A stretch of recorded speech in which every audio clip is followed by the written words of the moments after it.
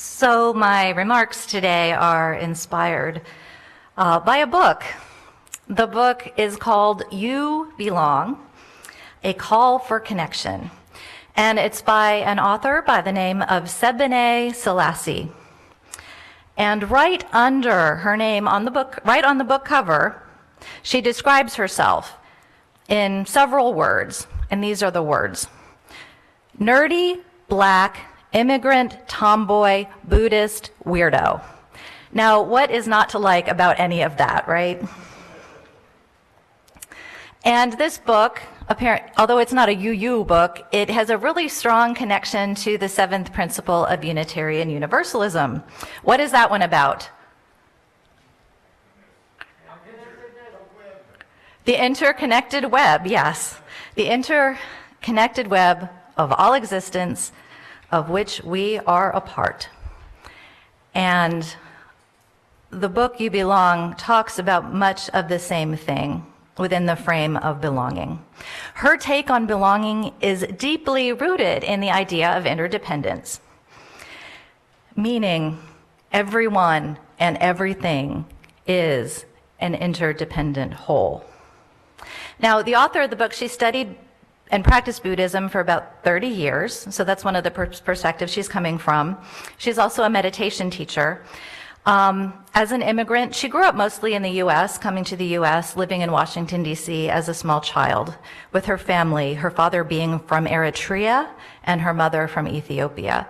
So this thread, this idea of feeling like as a black woman from an immigrant family growing up in mostly white neighborhoods, she grew up with a strong sense of not feeling like she belonged in many situations. And this has kind of inspired the perspective of her book. And her premise is that we belong to everything. And that's not a choice. Like, that's not something we get to choose. That's just how it is. We belong to everything. That's just how things are. That's the reality. That belonging is our true nature. That belonging is our capacity to feel joy and freedom and love in every moment. But you know, unfortunately, we are conditioned to forget our belonging, to forget our interdependence.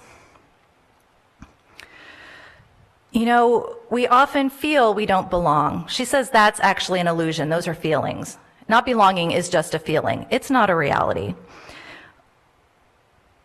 The idea of not belonging is simply not true. She says belonging is a truth and is the fundamental nature of reality. Whether we feel it or not, it's the fundamental nature of reality.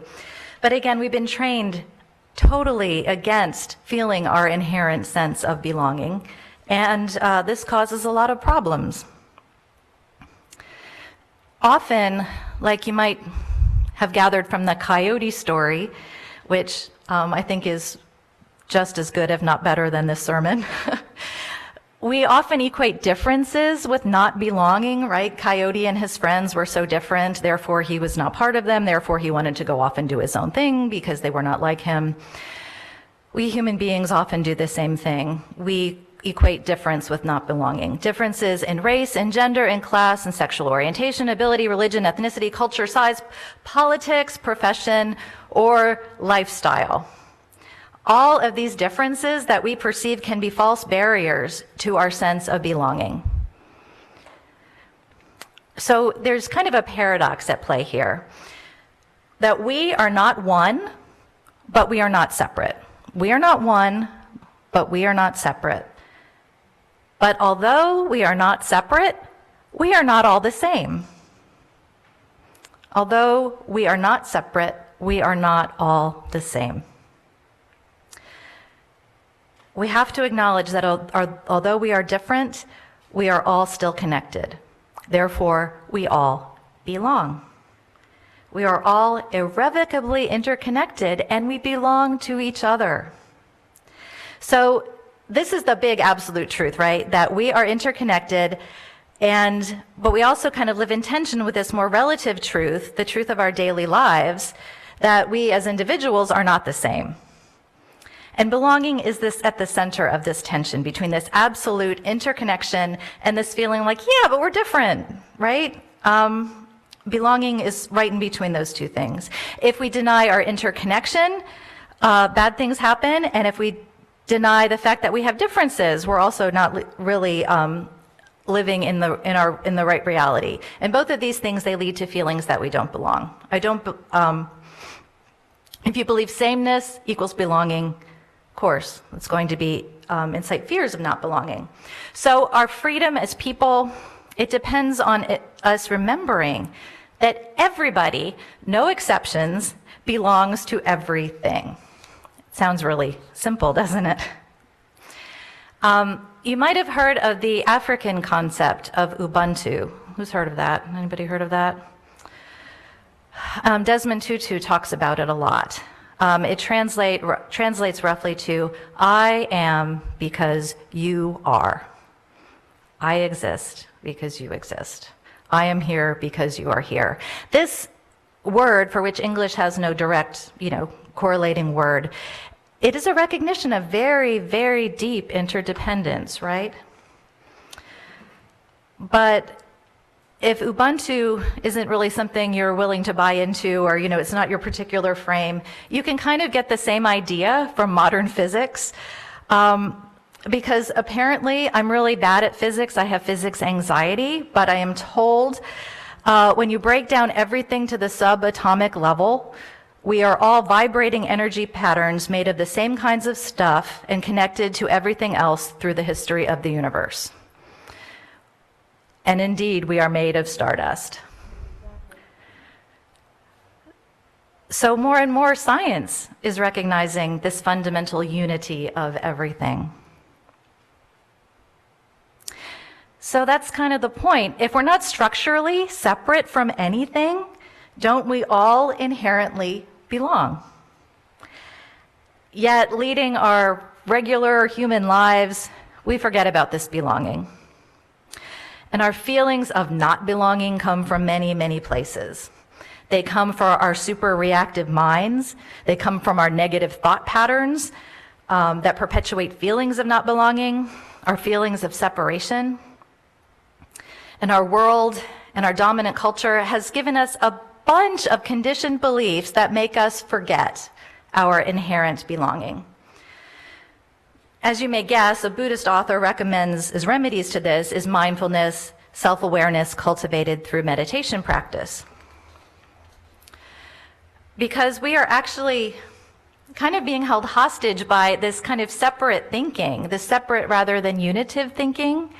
This has gone on for thousands of years within dominant cultures, and honestly, it's led us to some pretty bad places. It's led to climate change, environmental decimation.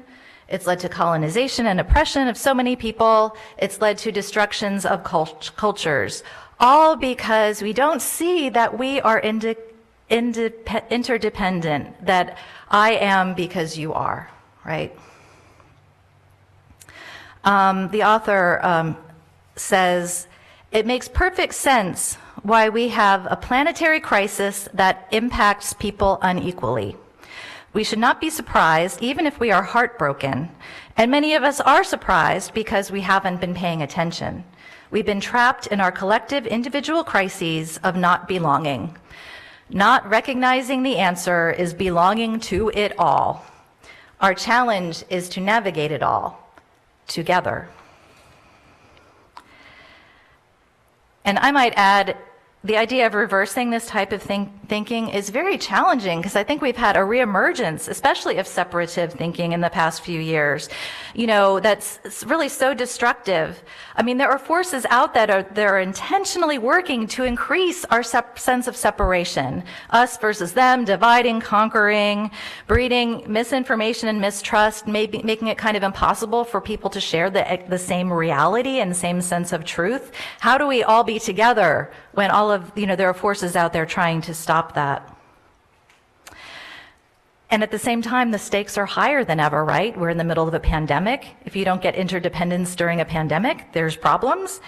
And of course, with the climate, our earthly habitat is at risk due to our separation, our separate thinking, rather than our unitive thinking.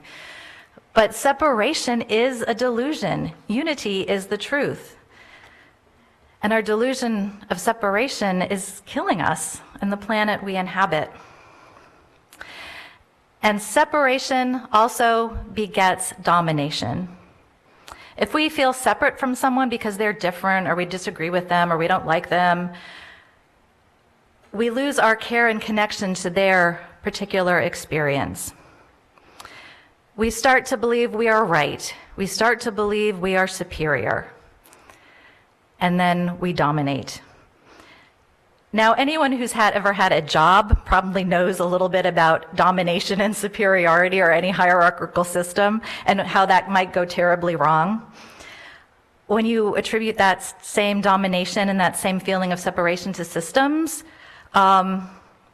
Hitler's Germany comes to mind. This feeling of separation that leads to dominance, it allows us, well, it practically invites us to do bad things to one another. If you are separate, I have license to treat you badly. There are other ideas that perpetuate and keep us feeling separate. Things like comparison and competition. From childhood, we're conditioned to make comparisons with one another and rank and judge. Who's the smartest, the fittest, the most popular, the coolest, the richest, the funniest, the most attractive? Comparison and competition that are, enmeshed in our culture are fuel for separation and for feelings of domination and for feelings of not belonging. We've been programmed for separation by the culture we live in, the dominant culture. And we really have to continually remind ourselves that we are actually thinking the thoughts of this culture, a culture that has caused some really serious problems. So how do we tap into this interdependent reality of belonging? Earlier, I mentioned cultivating awareness through meditation. But understanding interconnection, according to the author of this book, isn't just something that happens in the mind by examining thoughts and thought patterns. It's also something that happens in the body. And we often really live, talking about disconnection, we live often quite disconnected from our bodies, right? In fact, we often judge and we often hate our bodies, or ignore them or abuse them. But, now more and more is being known about the mind and body connection. If you've ever felt a strong emotion, doesn't it pop up in some place in your body? If you're anxious, it's hard to breathe, the constricting of the chest, or if you're really upset, maybe the stomach turns. Our minds and bodies are connected. And there are techniques like something called Embodied Meditation that really helps with working with both the body and the mind. And basically, Embodied Meditation is just a fancy way of saying meditating, but thinking, becoming conscious of what's going on in the body and how all of that works. Also, we need to slow down. How can we increase our mindfulness and awareness when we're running around task to task, not taking time to simply be? So far there are 4 things to know about belonging. Belonging just is, we can't do or undo it. We belong simply because we are alive and part of this interdependent system. The second thing is that belonging is really something that is in the present moment. It doesn't exist outside of the here or now, and you have to be open to it. And our belonging, this all-encompassing sense of belonging, is revealed through awareness. When we cultivate the capacity to know what's happening in any moment, despite our opinions about it, or our reactions to it, or the stories we make up in our mind about something, this is how we connect to our belonging. And belonging is embodied. Our life experiences, after all, they don't just go straight through our brains, they come through our senses. And we don't necessarily access our sense of belonging just by thinking. We can really only experience it in our whole selves. So self-knowledge is helpful with this and related. Most of us go through life just kind of being tossed around by triggers, right? Emotional triggers, physical triggers, and we're just kind of flowing with the waves of life, reacting to things, almost to our reactions have been programmed, right? This action-reaction thing. But it is through these practices like embodied meditation, we really start to notice these triggers, right? Like, oh, this happened and I did this. This happened again and I did the same thing. These are things we kind of learn when we have a chance to really examine ourselves. And once we notice them and examine them, we can unravel them. And the biggest part of belonging, probably the hardest thing to access for me, a big part of accessing a sense of belonging is about self-love. I have to admit, like the whole concept of loving me, I find it to be a little indulgent and even a little corny, like, oh, you have to love yourself, and I'm kind of like, I think of like people with super high self-esteem, I kind of think that's reserved for narcissists and sociopaths and, not really for me. And that's probably why I have such little awareness of what love of self should feel like. I'm really not sure. Now, I don't have self-hate or self-loathing. That's another thing. Don't worry about me. I'm all right. But I can't imagine I'm the only one here who's like, self-love? What does that even mean? What does that feel like? Is anybody else totally confused by self-love? I'm just so curious. No one's raising, I see some nods. Okay, I see some so-sos. Okay. We started a whole side conversation now. But you can't, we found out through belonging and through interdependence, you can't access belonging and all these positive feelings associated with it without loving yourself, apparently. When we really love ourselves, we don't need to be someone or something else. And when this happens, our sense of separation softens. And the need to dominate others dissolves when we love ourselves. When we love ourselves, comparison and competition are not as important. And this is really hard. You're even supposed to love your faults and shortcomings and have gratitude for them. You're supposed to have gratitude for everything that's gotten you to this point in your life, even the really horrific, bad stuff. Even the hard, painful stuff you've been through, right? That's some spiritual growth right there. But to belong means to love. And how can we fully belong to something greater if we're totally rejecting parts of ourselves, right? If there are parts of ourselves we want to allow to belong. So that's where loving oneself has started to make more sense to me. It's a simple concept, not easy, but extremely necessary. Anything we don't love about ourselves plays into this sense of separation, this false sense of separation, this delusion of separation. And not belonging is perpetuated when we can't love this very moment and all the moments to come. Again, if you don't love yourself, how do you love a moment, right? And this type of all-encompassing love, yes, like anything worth it, takes practice and patience. Because most of us feel like there's something about ourselves that needs fixing. At least one thing, often quite a few different things. And there's a Zen saying from the Master Suzuki Roshi. He told his students, "All of you are perfect just as you are. And you could use a little improvement." Again, this great paradox, right? And I think what he's saying here is love yourself just the way you are, right? And here, now, you are perfect. But the fact, but yet you can use some improvement. Like everybody can use some improvement. But the fact that you need some improvement should not deter yourself from loving yourself as though you were perfect, right? Don't keep taking points off for every single fault in self-love. It doesn't work that way. And again, this is a statement I really don't like. This is kind of a cliche. I've always hated it and thought it was superficial. You cannot love anyone unless you love yourself first. That's another one that's just bugged me. I'm just like, what? I don't get that. But again, when you look at this statement through the lens of interdependence, it makes sense. If we're not separate, loving ourselves is the exact same thing as loving others. Another way to say this is that love begets love. If you are good at directing love towards yourself, chances are you'll be good at directing it towards others. But if you can't access it for yourself, good luck, right? And if you only know self-hatred and self-loathing, how can you possibly avoid putting that out into the world in some way, right? Even if you don't intend to. I think it will pop up out there.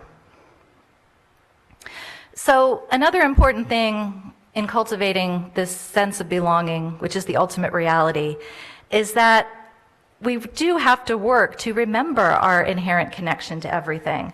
That's what our seventh principle is telling us to do, to respect the interdependent web of all existence of which we are a part.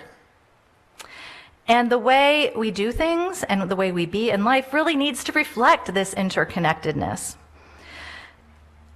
It has not helped that our dominant culture has been really disconnected from the earth, right? Huge disconnections. You know, we come out of agrarian people. We're now in industrialized places where many of us don't even have a lot of access to nature.